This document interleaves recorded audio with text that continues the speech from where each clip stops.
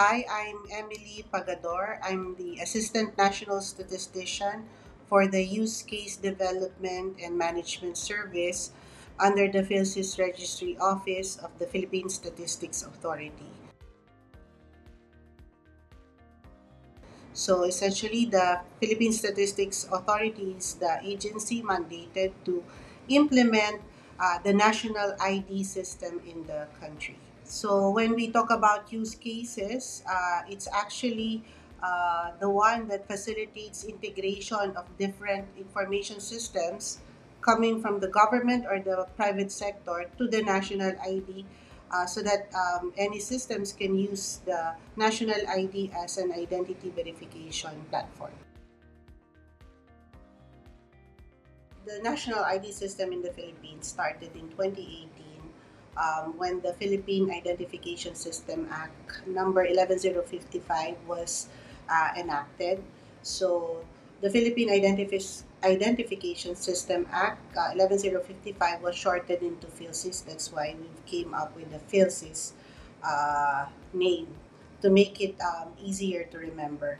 The national ID system uses the MOSIP platform. It's an open source application. So uh, there are two stages in this implementation. So first one is on the establishment of the entire system. So it took us a number of years since it's the enactment of the law. So from 2018, we're able to complete the setup in 2020 and to fully operationalize the entire platform in 2021. And that's when actually the rollout of the registration for the national ID started.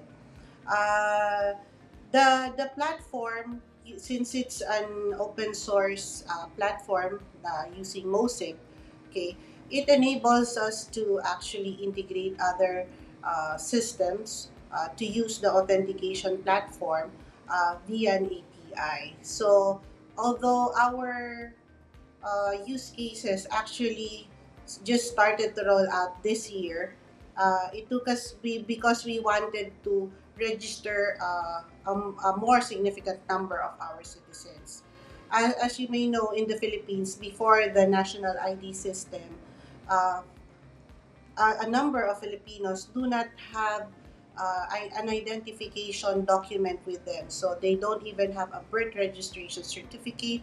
So much more with an ID, because to be able to obtain an ID, you will need a birth registration certificate. So with the national ID system, right now we're able to register 88 around 88 million Filipino citizens. So it actually provided a number of those with no identity document an ID. Essentially, the reason why we have created this national ID system is to provide single identification to all the Filipinos, especially those in the marginalized sector. Uh, as I've mentioned earlier, there are a number of them that do not have an ID. So, with the national ID, and specifically stated in the law that with the presentation of the national ID, it will be a sufficient proof of identity for a person. So the person need not produce another ID to be able to be verified, or to verify his or her identity. So with that provision in the law, uh, we are looking at increasing our uh, financial inclusivity here in the country, which actually already materialized. In fact, in 2023, we were able to uh, to already provide an account number using the national ID to 8 million of our citizens. And from that 8 million, 200 275.8 million pesos has already been circulating around. So you see, the Central Bank of the Philippines is actually recognizing the PhilSys as one of the drivers in increasing the financial inclusivity here in our country. So we are with the implementation of the national ID. We have partnered with the Department of Information and Communications Technology. So they are our technical. They provide technical assistance to the national ID. That's why just this year we've launched the national ID Verify. It is a platform where other agencies are able to integrate to the national ID to use it as an authentication platform. When we started the implementation, the development of the national ID, it was actually at the height of the pandemic, the coronavirus, COVID 19. So, um, our government saw really the need for a national ID system, especially with providing the financial assistance needed by those heavily affected by COVID 19. Now, we are looking at when the COVID 19 happened. Okay, we wanted to look at the different ID system, and apparently MOSIP actually embodies what the Philippine government wanted for a national ID. Number one, the MOSIP is developed with the principles of privacy by design. So that's something that we need, especially with most before the enactment of the law. There were a lot of objections of having a national ID, and if you also would like to know, um, the Philippines is one of the last adopters of a national ID system in Southeast Asia. Our neighboring countries were already implementing their national ID system, but the Philippines has just started with its national ID system in 2018. So you can just imagine the amount of work it took for our legislative body and all those who sponsoring that act to be able to enact a law and at the same time implement it. Unfortunately, when COVID 19 happened, we really had to move fast because we saw the need. Because, as I mentioned earlier, there are a lot of Filipinos that do not have an ID. There was a difficulty in for the government to identify who really are these people that need financial assistance. So it was a timing that we were at that time started developing the platform. That's why in 2021 we really the president it was President Rodrigo Duterte then was the president. He ordered the Philippine Statistics Authority to already register 75 million of our citizens, primarily because we really need to be able to identify properly who are these citizens that really need financial or uh, assistance, not just financially from the government. Likewise, right now, what was happening is the different systems in our government are sort of siloed. So, na we, there's no specific platform that will allow these different systems to talk to each other to say that this person in here in my database is the same person that's in your database, and that's because before the before the PhilSys, there was really no authoritative registry for a person. So it helped when we started rolling out the national ID. We've started registering the citizens.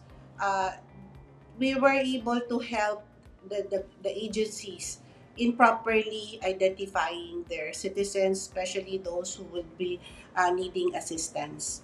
Okay, so the MOSIP platform played an important part here. The team of the MOSIP helped a lot helped in establishing this platform for us.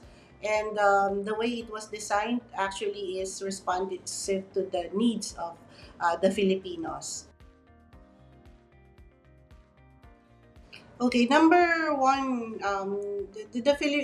we are benefiting a lot with with the use of the open source, the MOSIP platform here, because uh, for number one, we have the assistance of the people behind MOSIP help us in implementing this. Uh, Next is, since it's API based, it will allow other information systems to integrate with us easily without them uh, making changes or significant changes in their system to be able to adopt the authentication services that the MOSIP platform offers. Okay, this is very important because before the national ID, which is about the national ID system in the Philippines, different agencies in the Philippines adopt different ways of verifying their um, clients or their clients, their customers. In fact, if you must know, I think we have a lot of IDs. A lot of government agencies here in the Philippines issue their own IDs. And if you will go from one government agency to the other, you will have to repeat the process all over of verifying yourself.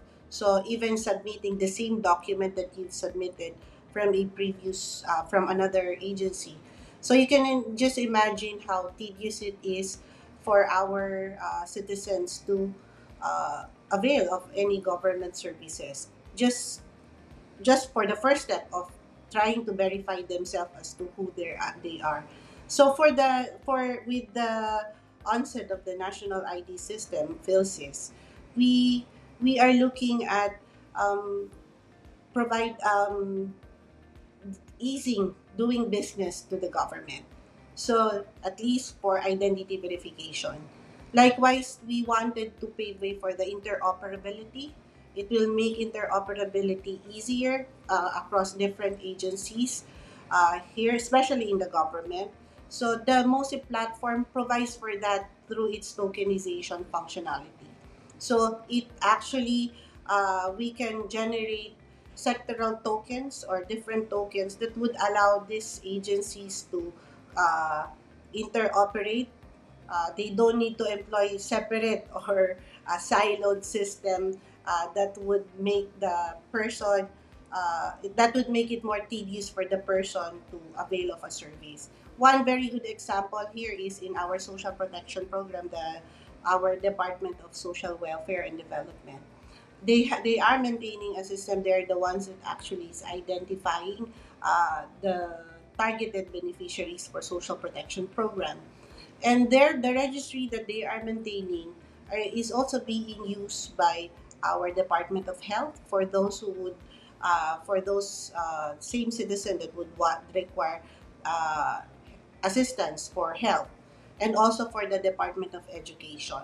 However, these three departments are maintaining different IDs, so it's quite um, it's quite tedious for them to really help to really identify uh, who are these beneficiaries that they are going to provide this that type of service. So with the national ID, we are looking at being able to see this token or these sectoral tokens to this registry of the social welfare, and that registry can be accessed by these different departments.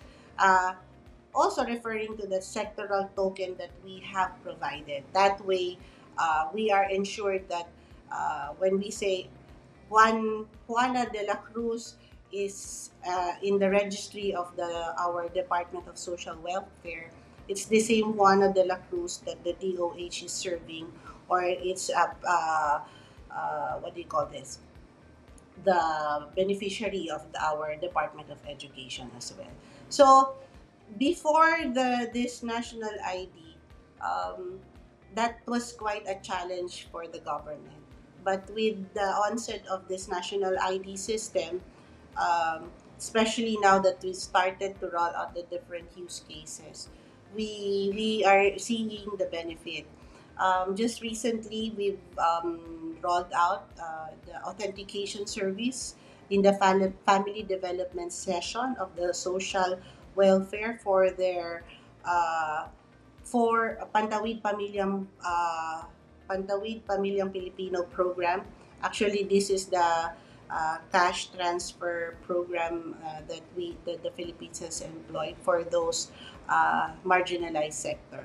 So we already see we are helping the Department of Social Welfare ensure that the list that they have is a real person, and that person attending these sessions are indeed that person and not somebody else. Government services in the social protection program will be more easier. We since we will be able to identify uh, the beneficiary more efficiently, we are ensured that the benefit really goes to the intended beneficiary. Likewise, it will lessen any leakages in the funds because of the because there might be some in the registry that are actually not a real person. So that's one thing that's what we're really looking at. Next is, since we're able to provide IDs for those marginalized sector, it is easier for them now to open bank accounts. Just like I mentioned earlier, 7.5 million transactional accounts were opened through the national using the national ID system. And from this 7.5 transactional account, 285 million pesos is already circulating, meaning these 7.5 million transactional accounts are already being used. So, with the national ID, we're looking at the Filipinos being able to participate in the financial transactions as well. Unlike before that they do not have an ID, they don't have uh, they don't have a way to open a bank account. Here in the Philippines, you are required to produce two valid IDs or two government IDs to be able to open a bank account. But with the national ID and with the inclusion in its provision that presentation of the national ID is already sufficient, there's no need for another ID.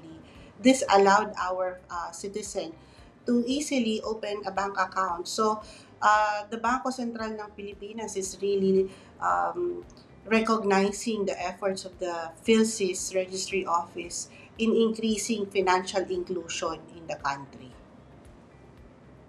And we are um, looking forward more for more transactional accounts be opened.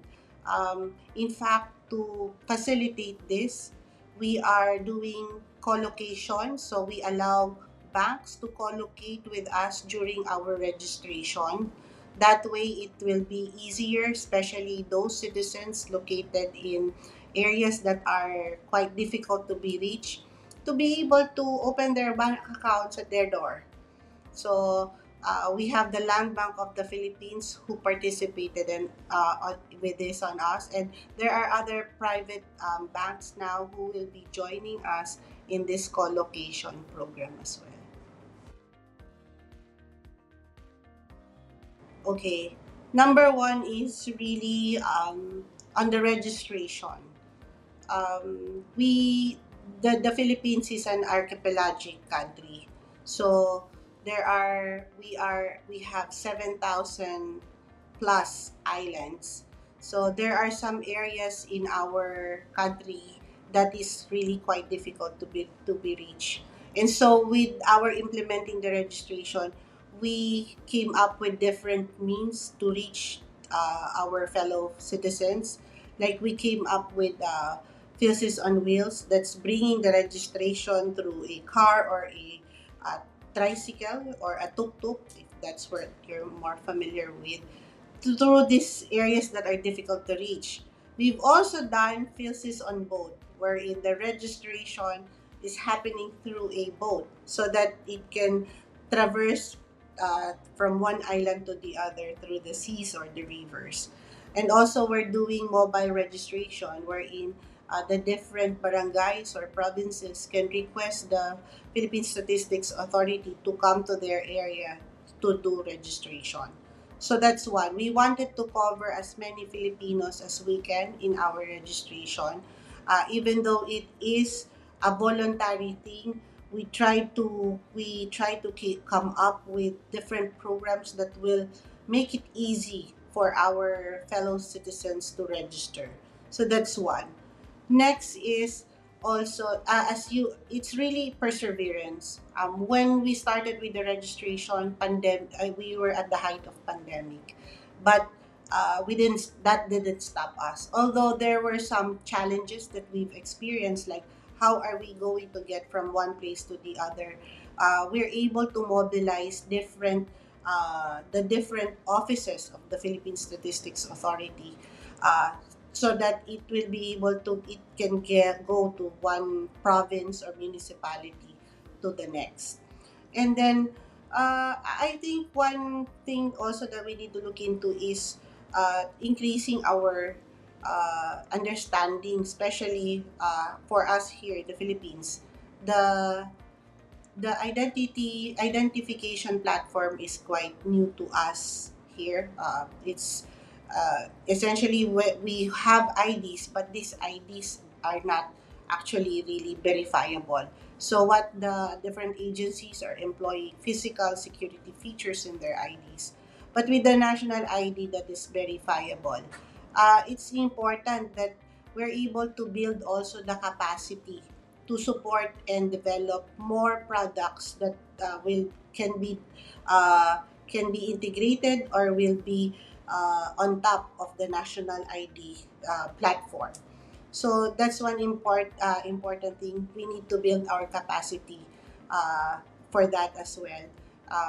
The learning curve using the MOSIP platform is quite steep, especially with the Philippine Statistics Authority, whose our core competence is on statistics and conducting census and surveys. So, uh, in terms of the technical know-how and the capability, we've yet to really build that, and we are thankful that we are working now with the Department of Information and Communications Technology of the Philippines.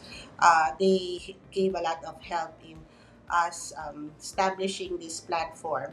That's why last June 10, we're able to roll out now the uh, platform that will allow integration to the system. This is the National ID Verify. So, for the leaders, I think one thing that we need also is the commitment. We had experienced a lot of uh, pushback in our implementation of the national ID.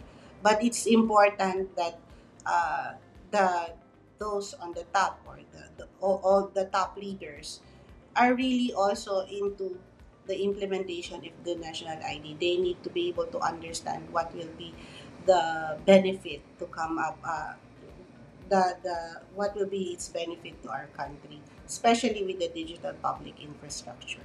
So those are the things, and perseverance is number one. We do not stop with one challenge.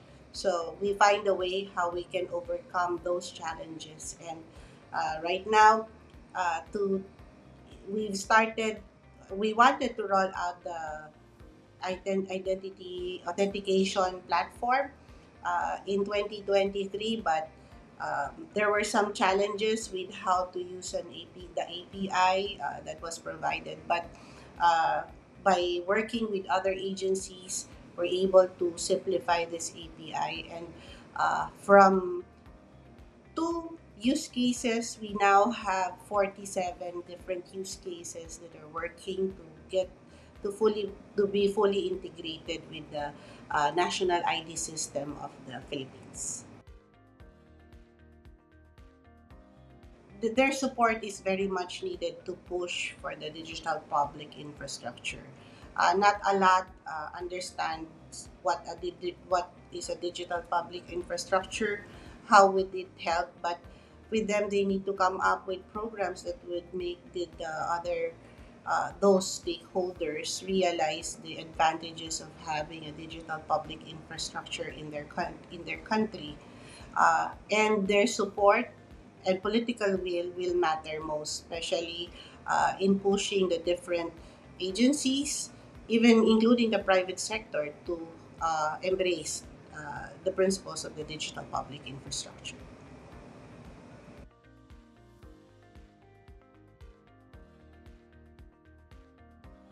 Well, for the Philippines, I'm looking at eventually um, being able to achieve providing ease of doing business uh, for the government and also for the private sector. Next is, so that would include allowing easily for other the different agencies to interoperate. That way, delivery of public service will be easier. The same with the public sector, for the private sector rather, that they will be able to deliver their services easier to the citizens. Next is, um, I wanted to really see more inclusivity uh, with the with this initiative. So especially those the marginalized sector, which really needs the help support of the government and the private. So to increase the inclusivity, and that's it. That's really the major thing that we are looking at, and um, hopefully everyone, the 100% of the Filipino citizens, will be registered very soon in the national ID system.